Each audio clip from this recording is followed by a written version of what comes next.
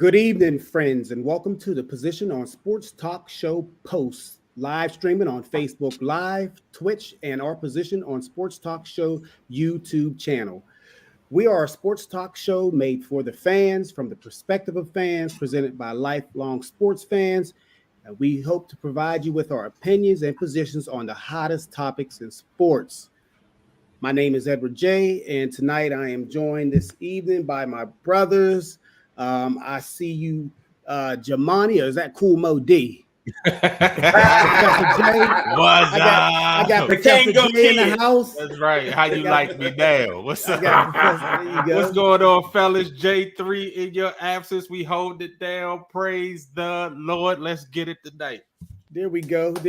And I got Rob Palenka's assistant here tonight, Mr. Sense. What's up, brother?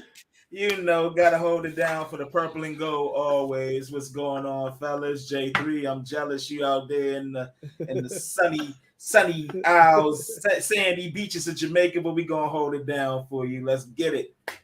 And certainly, last but definitely not least, my homie, my friend, Big Reg. What's up, homie? What's going on, partner? What's up, fellas? Glad to be here this evening. J3, we miss you, brother. Man, it's fun to be in this different viewpoint of the show. So I'm looking forward to you doing your thing, Big Ed, and let's rock. Yeah. So this evening, we're going to touch on a few things that we feel that is pertinent and relevant as we see it. Of course, we got to, we're going to talk about a little NFL. We're going to sprinkle in a little bit of Major League Baseball from the local perspective. Gaddard mentioned golf. It seems that we cannot get over this LIV versus PGA, but also it's the week of the Open. Most people know it as the British Open, but the golfdom, it's just the Open. Taking place in England, the UK this week, and we're going to also obviously it's the NBA time of the year. We're very, very, very blessed and fortunate to have assistant GM Sense in the house. So we're going to get a real good perspective on that. And then we had a big tournament this past week. We had Wimbledon, the finals of Wimbledon. So let's get into it. So I tell you what, I think this is a great place to start because all of us love history, and the Las Vegas Raiders made a very, very important, some would say strategic, but we're just going to keep it as important hire. They hired Las Vegas attorney Sandra Douglas Morgan. Why is this significant? Because she is the first Black woman to serve as an NFL team president. Let me repeat that again. Miss Morgan is the first African-American woman to serve as a president of an NFL franchise. That is absolutely. Right. Yes, give it up. That's strong. Yes, sir. But more important, I think we have to actually give the Raiders some credit. The Raiders, for whatever reason, some justified, some not, they always seem to be out front when it comes to minority leadership and hiring. They were the first NFL franchise to hire a Hispanic head coach. They were the first organization to hire a Black head coach. Mm-hmm. They were the first organization to hire a female president. And now we have Miss Morgan. Guys, what do y'all? And one of the first to have a minority quarterback as well. There you go. And also one of the first to have Black GM. Mm-hmm. Yeah. So, fellas, let's talk about this for a second. What do y'all think of this Raiders hire? Is it a publicity stunt? We all know that Groot. No, that's a legitimate concern because as we know, living in the backyard of the Commanders, there are hirings within NFL franchises that are more public relations based than meat and potatoes, so to speak. So what do you guys think of this? I think this exactly what you said, Ed, as far as like playing cleanup, especially after the Gruden debacle. And, same with the Commanders. I'm still happy for the hire, as you know, with Jason Wright. You know, it's definitely setting a footprint in what should have been the norm and the standard as far as hiring practices. And also she's a soror, AKA. So definitely happy about that as well. Yeah, at the very least, you started out the right way, right? You talked about their history. Unlike the Commanders / Redskins / Braves, whatever names they had in their history, we know their ominous history. The Raiders are doing something where it might be the right move at the right time, publicity-wise, but it is in accordance with their history. These are things that they have done in order to move the needle, for the NFL when other owners did not want to do the same thing. And we know that baby boy Chucky looking Al Davis's son is in a bit of hot water right now because of his associations with certain people. But the fact still remains, I agree with Sense, that even if they did it for the wrong reasons, it's still the right thing to do. And now we can celebrate that and look for more hires from other teams to follow suit. Yeah. When this first hit, y'all all know I blasted out on our group text that I was happy that she got the job, and she is more than qualified. That's normally the case. Was running the gambling commission. She was head of the gambling commission for Nevada. She was on the board of several companies as well. So this wasn't somebody that they just found. She was more than qualified, and to get her off of the commission and bring her to the Raiders was a big coup. And I got to give Mark Davis a little credit. Yeah. He's in hot water right now because he's going through some things about his workplace situation as well, and that he's got his last president is actually suing him about why he was released. But we ain't going to get into too much more of that. Yeah. But this is certain. Oh, I'm sorry, Big Range. Go ahead. I thought you were done. When you look at Mark Davis, he is adamant about helping women in sports progress. He also purchased the Las Vegas Aces. After he moved to Vegas, he went and bought the Aces. He went and got a former player, Becky Hammond, gave her her first head coaching job and made her the highest paid coach in the WNBA, shattering the salary situation because said, we playing men's NBA coaches anywhere from $5 to $10 million a year. Why can't I pay a female WNBA coach $1 million a year? So he's been progressive in pushing women in sports forward. So kudos. I got to give him some credit for that. But I think because of the situation and with the Gruden thing, he not only went woman, he went black woman to try to help him out. Right.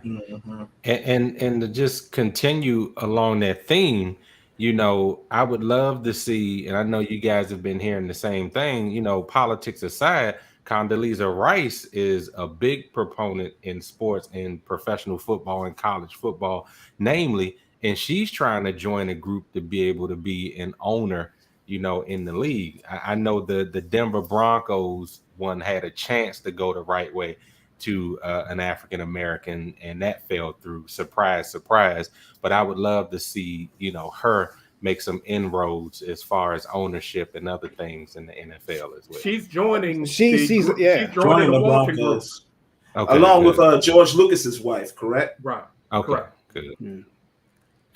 Well, wow, that stole the little stunner, but yeah, Condoleezza, we definitely have to send out a shout out to Condoleezza. She's a big part of the Denver community already, has been for years. She did her schooling a lot of her schooling in Denver. So congratulations to her and the Walton Group for bringing her along to getting her being a part of the ownership group, because Excellent. We all know without ownership, representation can be fleeting.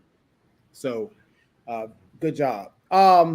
You know what? In April, we discussed, as we always do yearly, not only us on this show, but the sports world in general, really the entire sports world, pause and we celebrate Major League's Jackie Robinson. The great Jackie Robinson was the first African American to integrate Major League Baseball in 1947.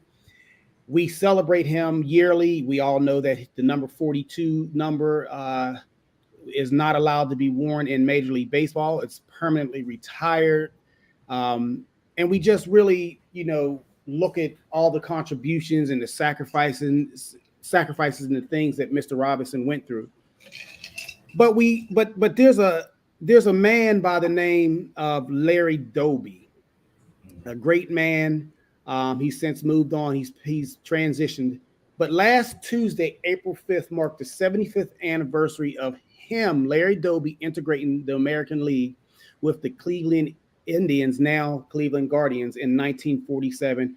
And get this, fellas, it was only 11 weeks after Jackie Robinson's debut. But the question I have is, why is Mr. Doby not honored as much as Mr. Robinson? If you take his stats and you really dive deep into his story, his stats, you can argue, is better than Jackie Robinson's. His situation was much tougher, one can argue, than Jackie Robinson's. And I know that's like, wow, how can it possibly be tougher than what Jackie Robinson went through? Because what he went through is well documented. It would be, you kind of have to dig a little deeper to find out about Mr. Doby and what he went through when he integrated the American League portion. Of course, Jackie Robinson was in the National League with the Dodgers.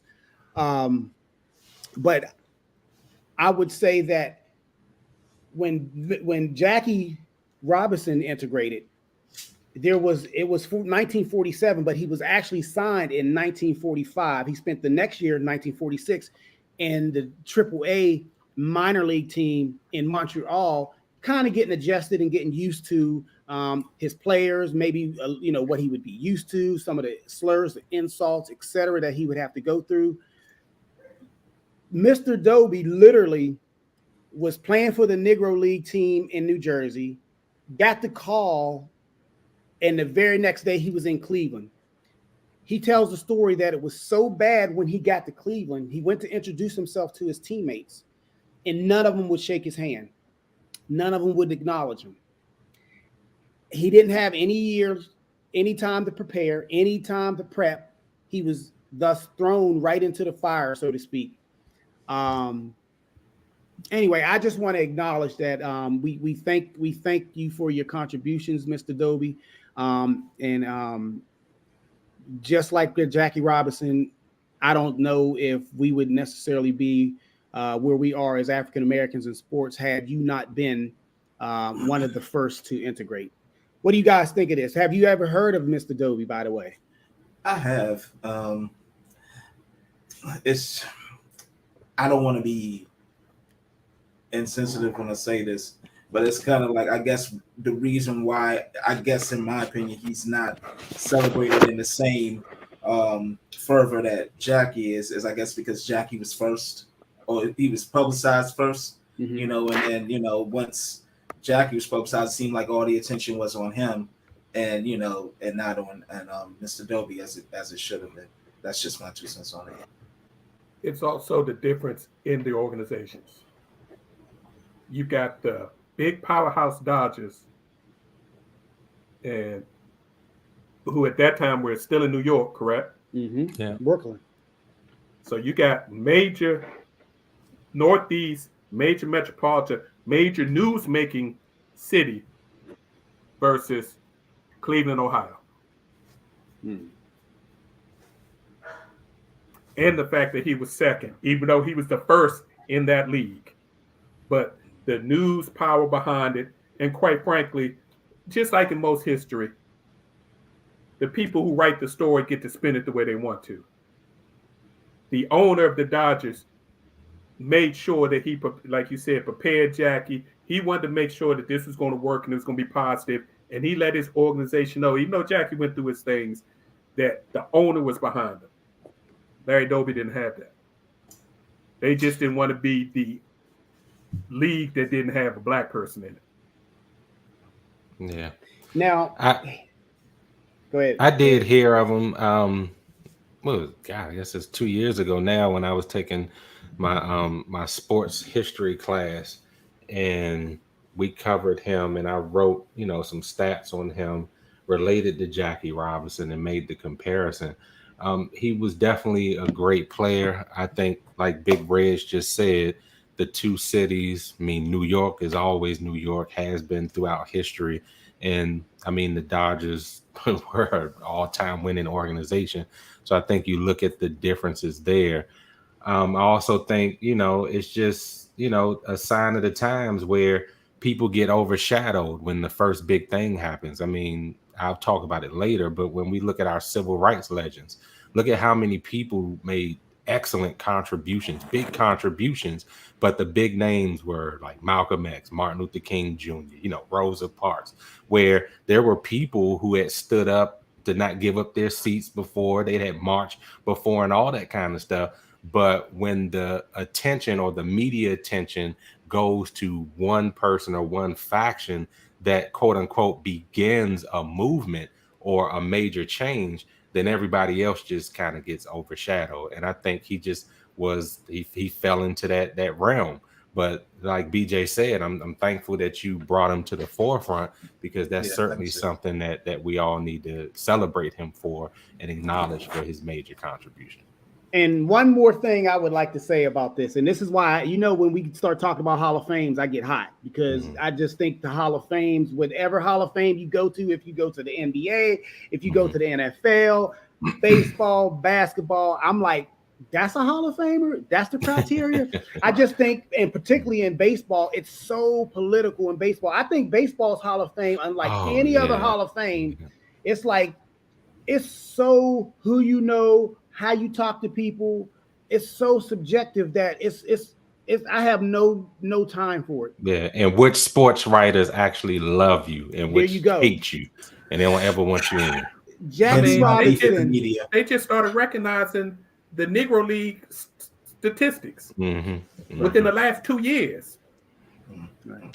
There you that tells you a lot. But one final tidbit on this, and I'll wrap this up. Jackie Robinson had to wait 6 years from his last major league at bat, which was in 1956. Mr. Doby's last bat was in 1959. He had to wait 39 years and have the veteran committee induct him into the Baseball Hall of Fame. Now I'm gonna leave it. That's all I have to say. Disrespectful. Yeah. You know what?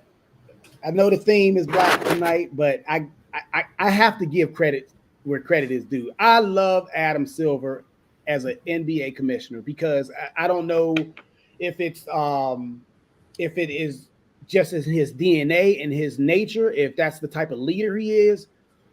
But I have to give the NBA credit for what they are doing as far as the HBCUs in this country. The NBA started the HBCU showcase at their Vegas Summer League. Now, what that is they bring in all the HBCU players that are draft eligible, and basically they let them practice, they let them do drills, they let them play pickup games or scrimmages, whatever you want to call it, and basically they're doing this in front of NBA executives, NBA scouts, other various player personnel, people in charge of making decisions, hoping to get these HBCU players opportunities. Because, and I didn't know this until I heard about this game and this thing that they were creating, this showcase, this HBCU showcase that they were creating. I didn't realize, and I would have lost money if I would have put some money on this, that there's only one HBCU player currently in the NBA, Robert Covington, who plays for the Clippers. There you go, since your nemesis. One HBCU player, Tennessee State. I can't fathom that. It's basketball. It's basketball. But then also the league has also started a paid fellowship program that places HBCU students in jobs within the league office and also with NBA and WNBA teams.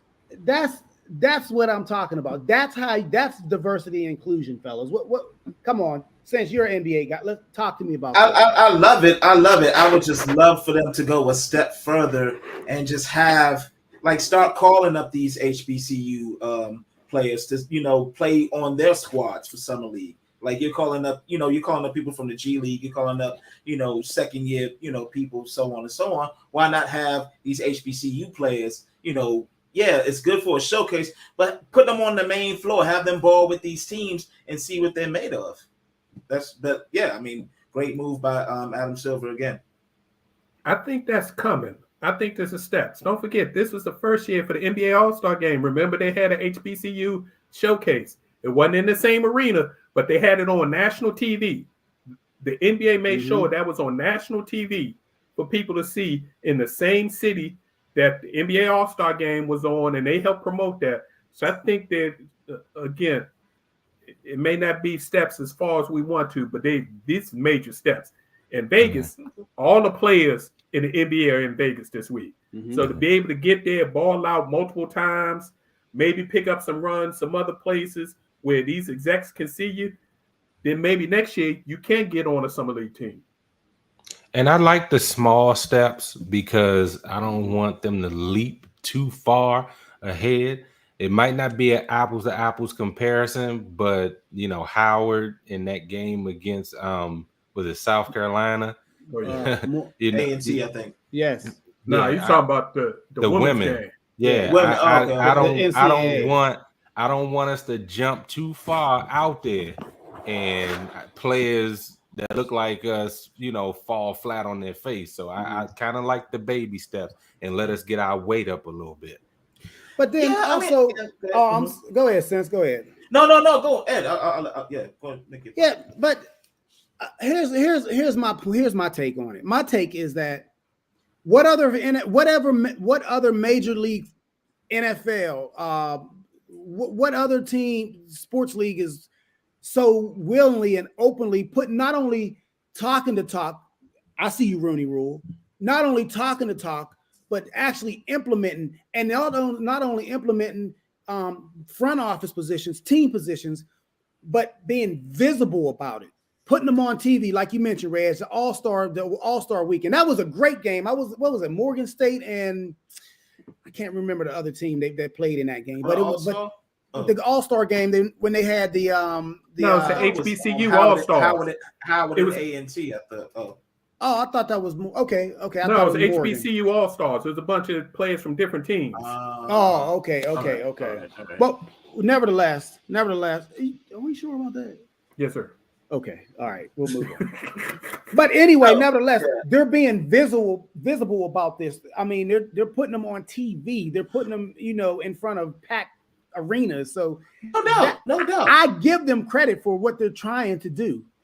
Yeah, so do I. I just, me personally, I don't see the difference as to having them do this, showcase and having them ball, with a team. It's going to be your play is your play, in my opinion. So it's really no difference. Not in all cases.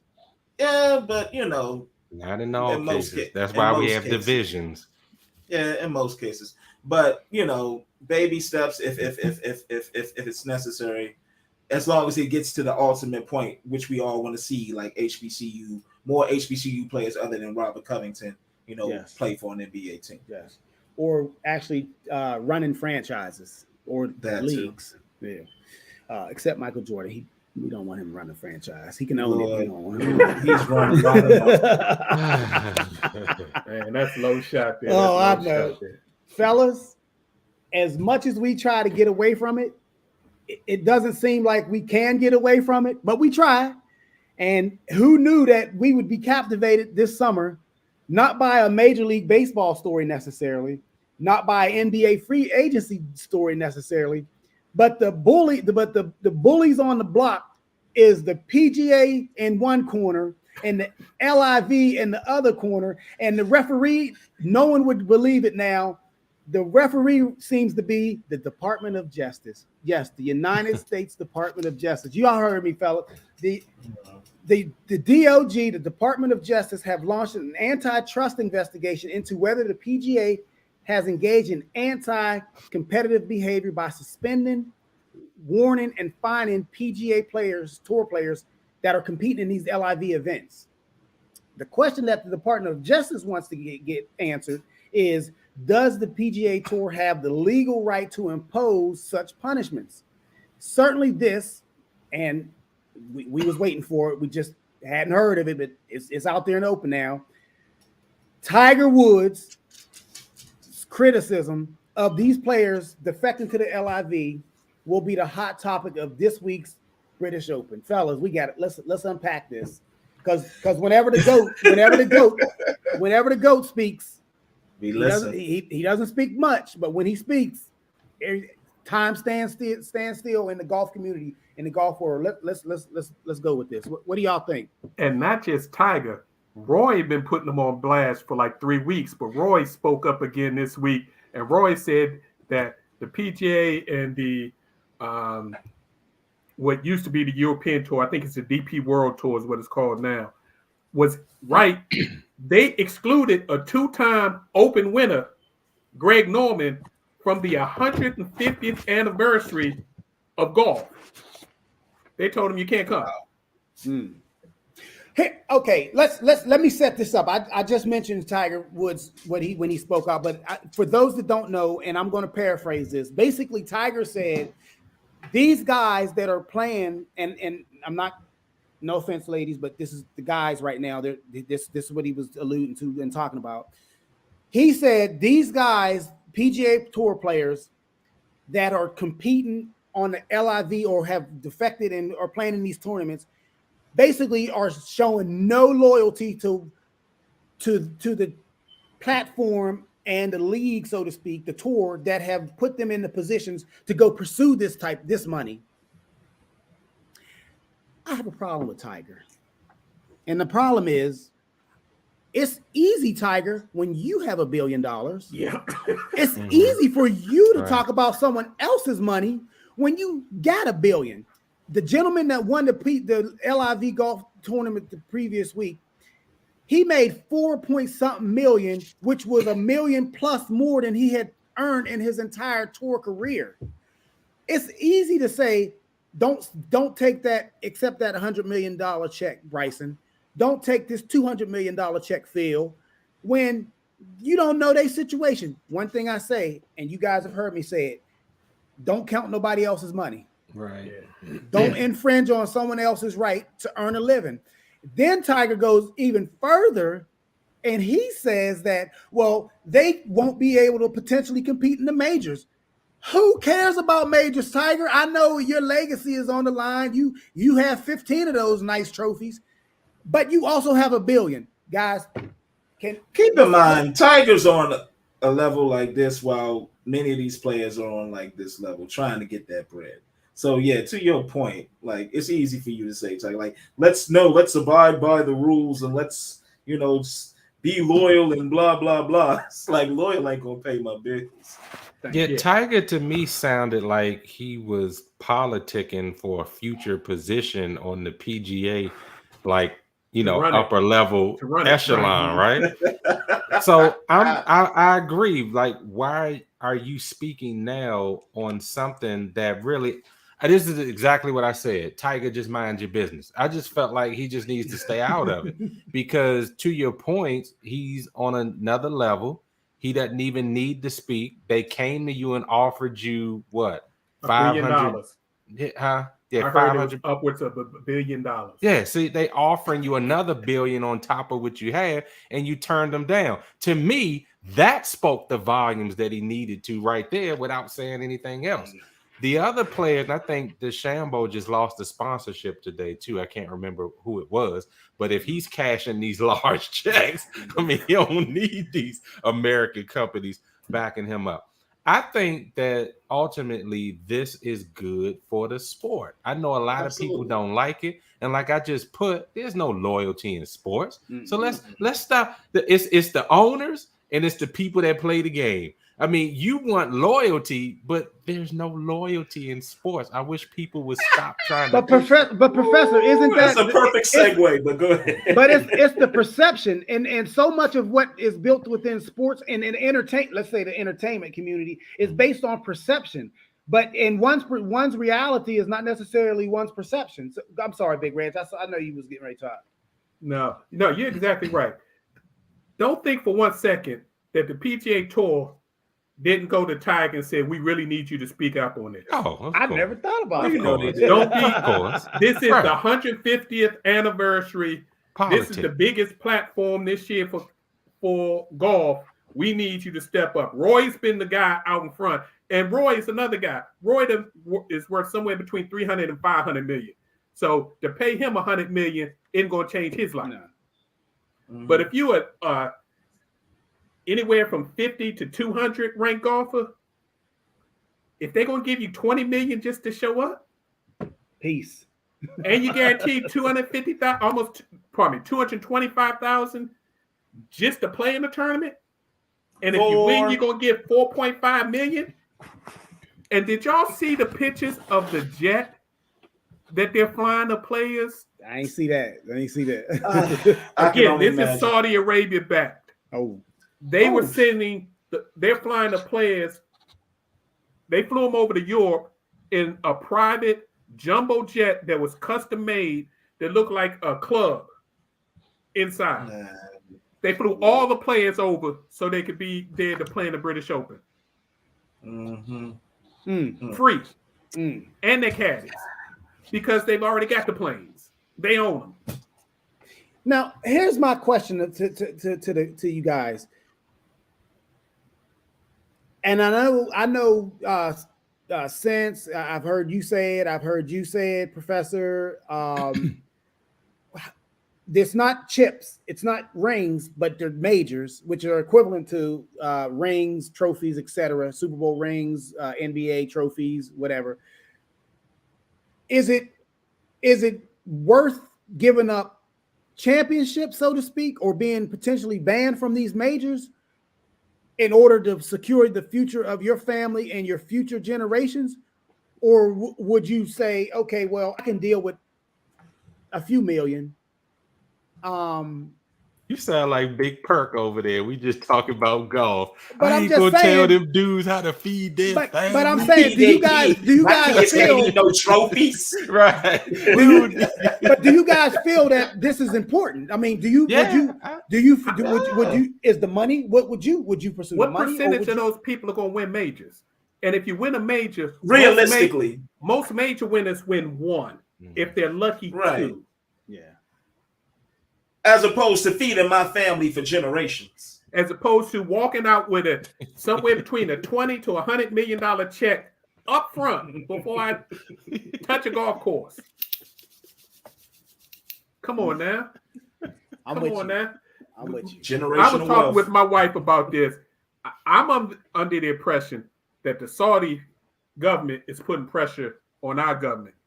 So I'm like, why is the DOJ getting involved in this? Oh. There's laws being broken all the time. The Department of Justice chooses Phil which Mickelson. cases they want to pursue. Why all of a sudden you're going to get involved in this? It's golf, right? It's just golf. It's golf. It's business, a big business willing to lose billions of dollars to get into a business. Why are you getting involved? So, but I think what's happening is the LIV government, and they told the PGA if they suspended players and fined them, that they were going to back the players and financially back all their lawsuits. They just want to make sure that they can still play in the majors. They don't care about the rest of the PGA Tour. No. As long as they can qualify and get points for the majors for their tour, they care less. I smell desperation and panic on the PGA. Like we mentioned a couple weeks ago, I think this is the first time that a real live major sports league is seriously in jeopardy. And I think that's what's behind this. All right, fellas. Oh gosh. 2018 NFL draft. Sitting on top of the draft board was the Cleveland Browns. Josh Allen, Lamar, Baker Mayfield, Darnold. These were quarterbacks that were available. Baker Mayfield ended up being the first pick in that draft.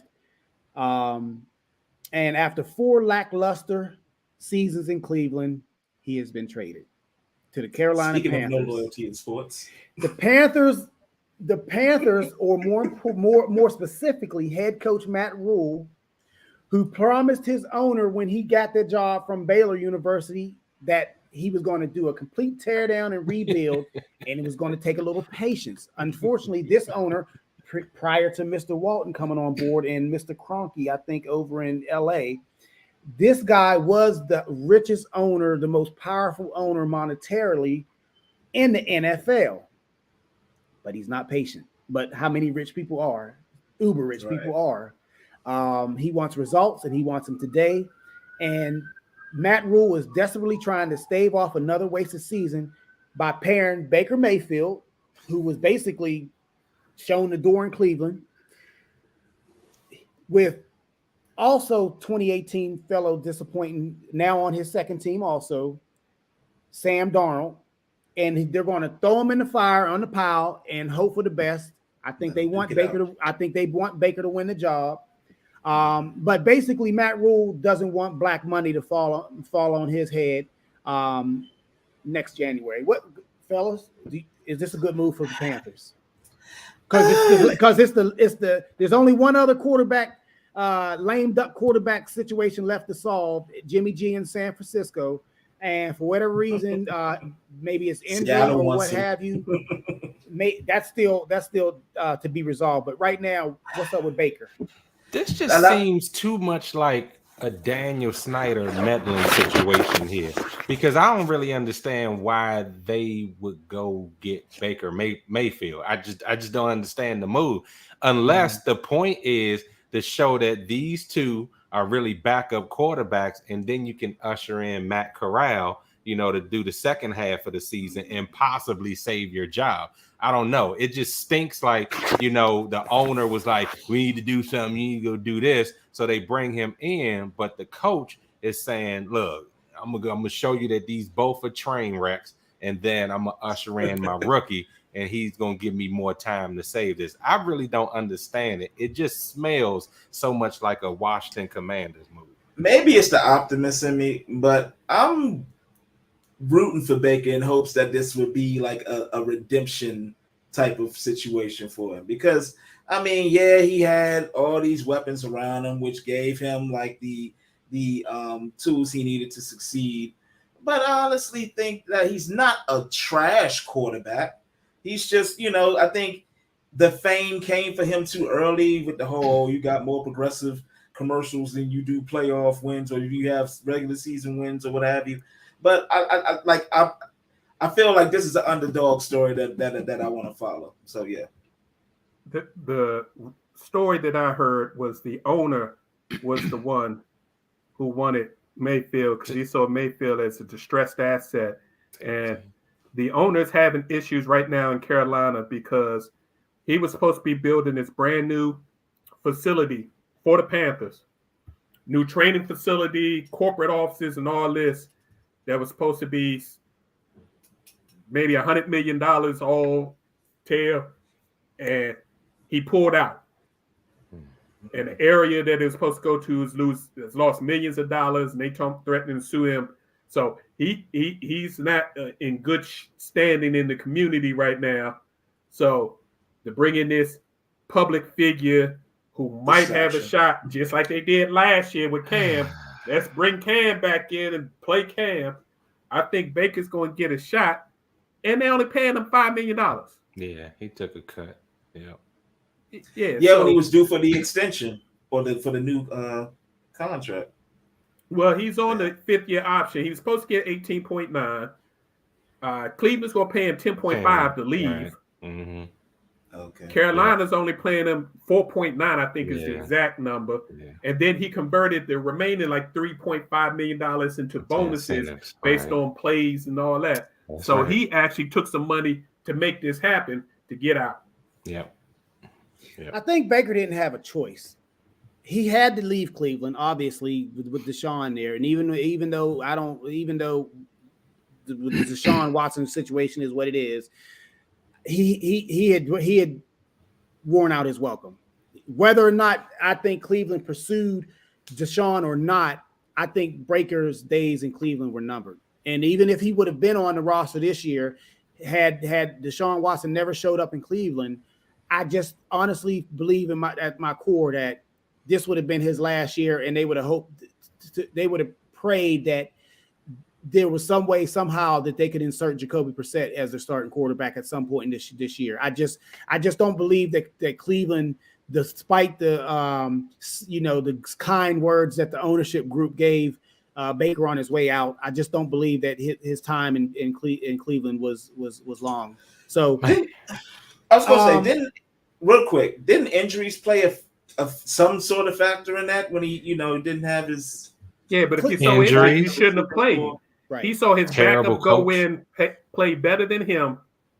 So he's like, I'm good, I can play, and put himself above the team because he was afraid that his backup was going to take the position if he played better than Baker was playing. Right. And Sands, I hope he does well because he had a trash coach to begin his career. Then the moment he gets somebody that has a brain, like you say, he struggled with the injuries. And Case Keenum was that dude, and he was just like, nah, I can't have this going on. So he rushed himself back. You had the issues with Odell Beckham.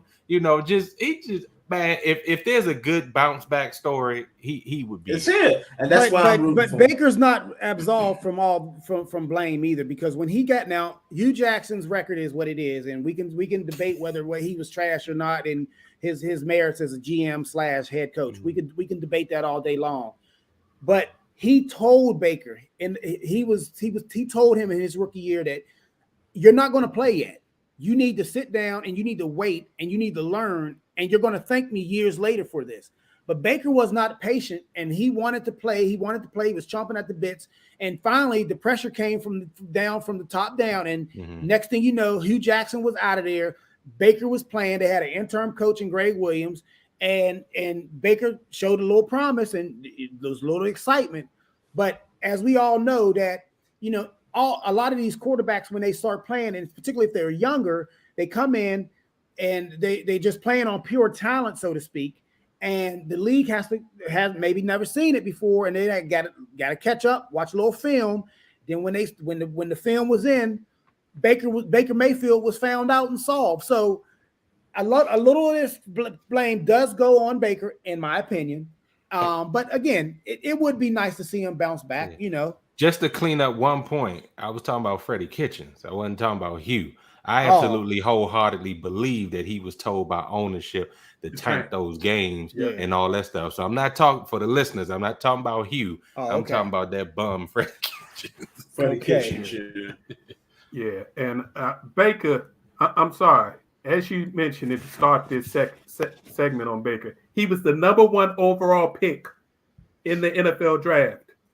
You cannot come across like you the walk-on at Texas A&M and Oklahoma when you the #1 overall pick and Heisman Trophy winner. That works for a little while, then it wears out everybody.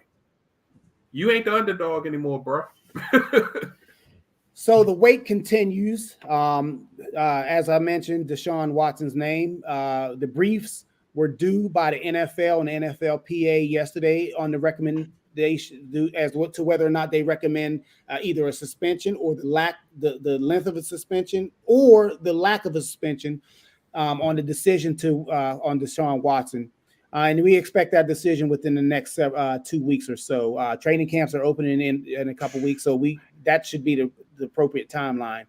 Judge Sue Robinson, who is in charge of this, will when it's final, the league, if you believe the reports, they're going to release all details and the full decision in intimate details of her final decision and reports. Now this is counter to what they did last fall with the Commanders. Hate to mention them again, but when they investigated their alleged toxic workplace culture and abuse.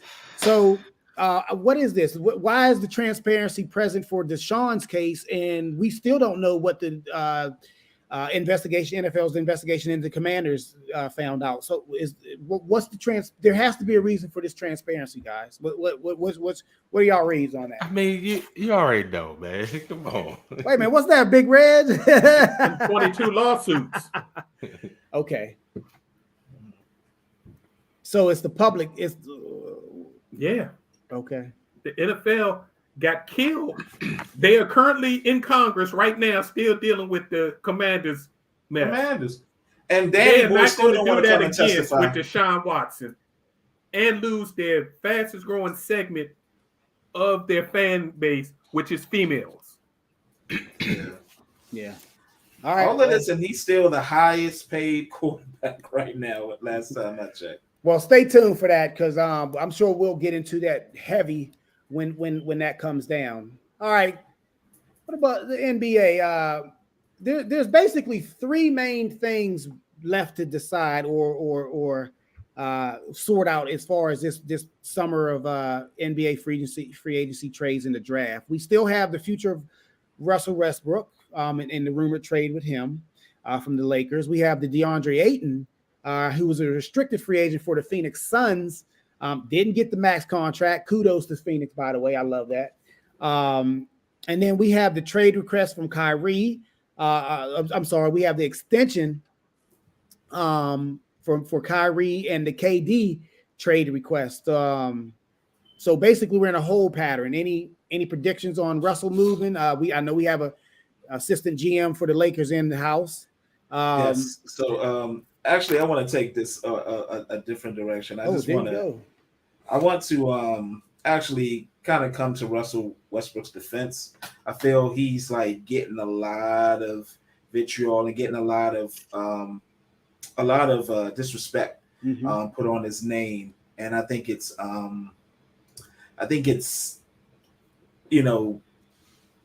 not it's in bad taste. You have one bad season. Granted, it was for a premier franchise such as the Lakers, but one bad season does not make your career. People will now want to say, "Well, I knew this all along about Westbrook. He was this in OKC," but you weren't talking about that when he was getting triple doubles and he was taking teams to, like, even without Kevin Durant, to like playoffs. Like that's not said enough about Russ. And now you got these analysts now. We know the two who always want to like throw dirt on his name, and I feel like he's getting a bad rap. I still want him off my team, but I feel like he's. Well, I feel he's getting a bad rap. I actually agree with you, Sense. But my point. Do you think he's going to be moved? I think so. I mean, because from reports that I've read today, Brooklyn wants nothing to do with Kyrie. They don't even want him on the squad come training camp time. So this right now is a game of chicken, and like it's all about who's going to jump first. I think Brooklyn's going to jump first because they don't want Kyrie on their roster come training camp time. So right now, from what I'm hearing, LA's offering them Russ, another player, probably Kendrick Nunn at THT, and a first-round draft pick. Brooklyn apparently wants 2 first-rounders. Along with that, there's also a problem. Brooklyn takes back Russ. The difference in salary is $11 million. But because it would be a trade for a player that they traded for, that will put Brooklyn into the hard salary cap. That means that $11 million salary would be taxed 3 times as much. So it would cost them almost $50 million for that $11 million difference. And they're trying to get off of Joe Harris. That's why I guess the other roadblock is Brooklyn wants to give up Joe Harris while LA wants Seth Curry. Because that's another expiring contract. Joe Harris coming off an injury. Didn't play. Yeah. What did he play? 10 games last year, if that? Exactly. It's possible everybody gonna stay put. I don't think so. So we had the summer. We mentioned the HBCU and the summer class thing going on in Vegas with the NBA, and I used to actually like the summer league. I used to like watching the summer league, but then I realized that 99.9% of the players never show up on NBA rosters or get significant playing time. Yeah. And so I kind of said, the first two picks in the NBA draft, Paolo Banchero and Chet Holmgren, have actually been showing they actually belong, may belong in the NBA. Of course, they're playing against guys that will never see an NBA uniform, a real NBA uniform. So we kind of hold up. But do you? I mean, this kid Banchero, who I thought should have been the number 2 pick or 3 pick instead of the number 1 pick, he actually looked like he was showing some promise. In fact, ready. Orlando actually shut him down for the summer and said, "We've seen enough. We'll see you in the regular season." That's what they anything should do, because That's that dude due in Bam part was to- injury prone. I was about to say that's due in part to him getting a little nick that they said. So And Duke Bam was our injury prone. Exactly. Yeah, but that was my point. Do you think a Dookie can actually live up to the hype of being the number 1 overall pick in the draft? No. Yeah.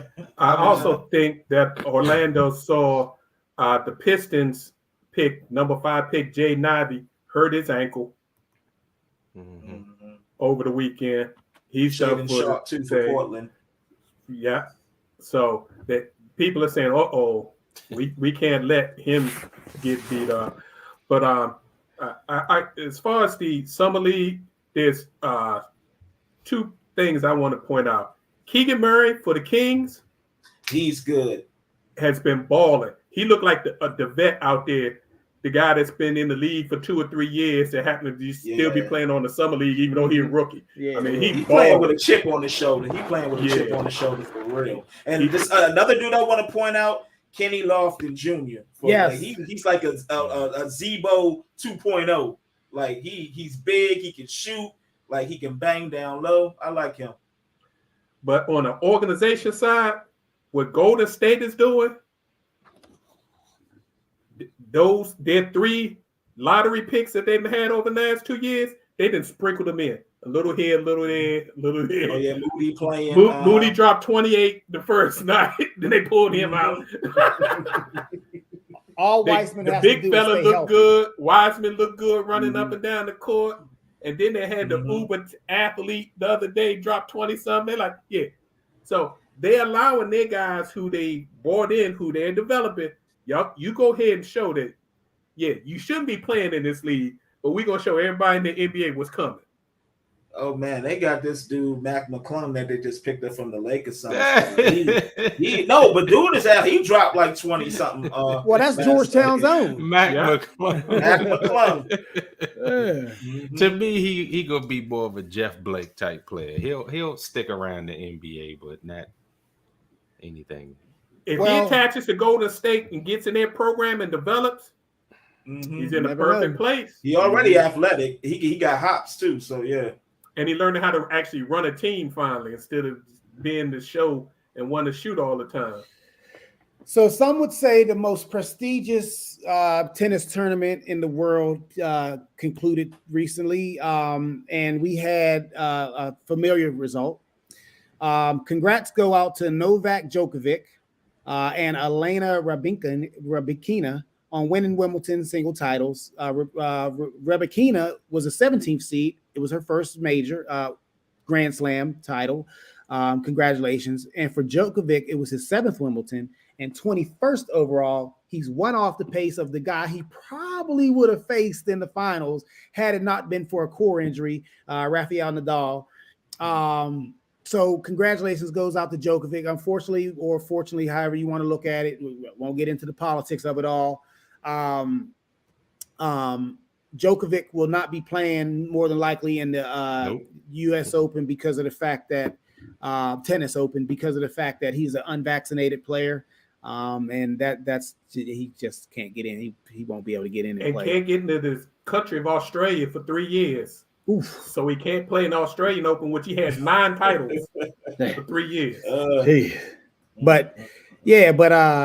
I think he got a pass though. I honestly thought Nadal would have got him, but we won't know it. But 21 Grand Slams is 21 Grand Slams. But we also have to, again, we talked about this a few weeks ago. We started with Serena. That was the story. an all-time great, and we ended with Djokovic, an all-time great. Not comparing the two, but but they are all-time great. So congratulations for Wimbledon. They did their thing. Kudos.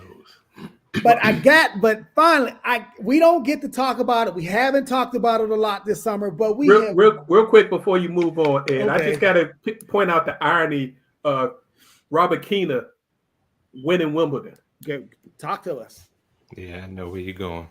Wimbledon banned the Russian Right. and Belarusian players from playing, and there's a big lot going on over there as far as their parliament, as far as Russian money coming into their country and all that. So to avoid some drama and all that, they said we're going to try to ban these. And also, they didn't want the royals who give out these trophies to be handing the trophies to Russians. Whoa. Interesting. Rybakina still lives in Moscow, born and raised in Moscow. She's playing under a Kazakhstan passport, but she is a Russian tennis player. Just ironic. It is ironic. So the Duchess of York had to hand the trophy A Russian. to the person who they were trying to prevent the royals from having to do. So that was interesting. We'll move on. Interesting. Is that just a tradition of the Royals handing the trophies out at Wimbledon, Big Red? Yes. Okay. Good. I'm glad we got a resident tennis expert in the house. I know that's your secret sport. A lot of people don't know that's your stuff. All right. We don't talk about this much. We should, but quite frankly, the last couple years for the Orioles, more than the last 20 years. But we got to talk about ball, fellas. Let's play ball. The Baltimore Orioles are the talk of the MLB. 2 years ahead of schedule, in large part by a local man, I should say. Northern Virginia DMV raised GM Mike Elias, who came over from the Astros, and you know that they had a tear down and complete rebuild. It took him a while, and now they're dominating in their National League. Mike Elias has single-handedly rebuilt the Baltimore Orioles to the point where they're sitting only a couple games out of the third of the wild card. I believe it's 3 games behind the final wild card. They're 1 game under 500. This from the team that next week will pick number 1 in the Major League Amateur Draft because they were horrible for 20 years. But they've built this team up to a point where their pitching staff, again, about 1 or 2 years early, has already become dominant. They have the 5th lowest ERA in Major League right now. And they're just balling out. They just don't know how good they can be or how good they are already, and they don't care. There's no pressure. Fellas, Yeah, they're playing with house money. Oh, for sure. I'm glad we got some local team to root for. So Elias getting his Billy Bean on, doing some money ball over there. He's definitely rebuilding. Doing his thing. Yes, and lo and behold, and I don't know how long we're going to get to enjoy this, but we better enjoy it while we can, because I know that the Nationals are maybe potentially being sold, and there's rumors that this Juan Soto's extension is on hold, or not what it could be or should be because of the ownership situation. But I know Juan Soto is heating up, fellas. I mean, he is starting to turn it on again and look like the star that he is, the champion that he is. We already know he's a champion. And last summer he turned down, I believe it was $350 million for 13 years to re-sign with the Nats. But his agent is Scott Boras. And Scott Boras, 26 point something million, what it works out to be. For a young star, he ain't having that. But anyway, if you get a chance, go down Nats Park. Easy, beautiful stadium. Yeah, it is. Support them if you can. So that's all. And it's going to be in the home run derby. Home run derby this weekend on Monday. Yep. Yeah. Mm-hmm. So yeah. All right, let's take it to Professor. You got anything you need to Nope, say? I get y'all next week. We can All go to the right. final post. All right, so there we go. Final post. What you got, Sense? Just want to show some love to the ladies. This past week was their All-Star game. Very thrilling, very exciting. We had a dunk by Sylvia Folks, who was which is like the cherry on top for her career. Because as you know, this is her last year as well. And Kelsey Plum winning the MVP. It was definitely an exciting game. So shout out to the ladies. Professor. Yes, sir. I'm gonna follow that up with another prominent lady who got exactly what she deserved. As you know, this past week, the Presidential Medals of Freedom were handed out, and Diane Nash was honored. Diane Nash was one of the founders of the Student Nonviolent Coalition Committee, a fact that I did not know. And that's why I said I'll get back with you all later, because we have so many just legends that have helped with so many different movements, including our very own civil rights movement, that we never really got their names. We never heard of them. We never seen them. Well, she was honored at the White House this past week with the Presidential Medal of Freedom. And I'm just so happy and so proud that this beautiful, I think she's 90 years old now, lady was able to stand and get that medal and be honored with the highest civilian medal that our country can offer. So kudos to her. Big Reg, talk to us. I just like to follow up with Census saying, shout out to the WNBA. They sold out Chicago Arena for their All-Star game. And not only had an All-Star game, actually for the first time had an All-Star weekend. So they had a couple of days of events, and they're trying to grow that. So kudos to the WNBA and NBA about really putting forth some money behind it to make this a big event.